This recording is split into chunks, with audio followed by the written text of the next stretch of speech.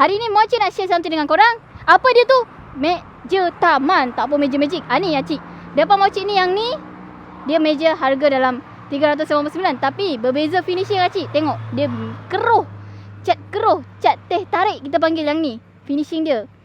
Lagi satu sebelah dia pula. Yang ni berbeza pula dengan yang sebelah ni. Acik tengok. Finishing, kekemasan dia berbeza.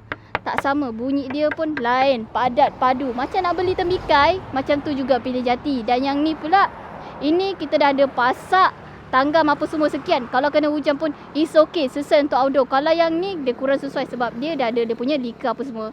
So yang ni, acik kena letak bom-bom lah macam ni. Sebab dia dah ada lika. Lama-lama letak setahun memang okay. Tapi lama-lama catnya boleh pudar cik.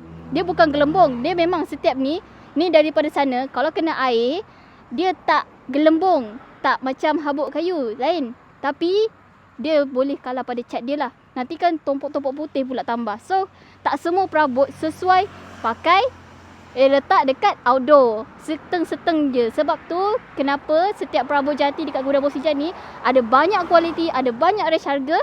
Sebab keinginan setiap orang berbeza-beza. So dekat mana di Gudang Bosijan ada barang kasih sold. Boleh ke sebut?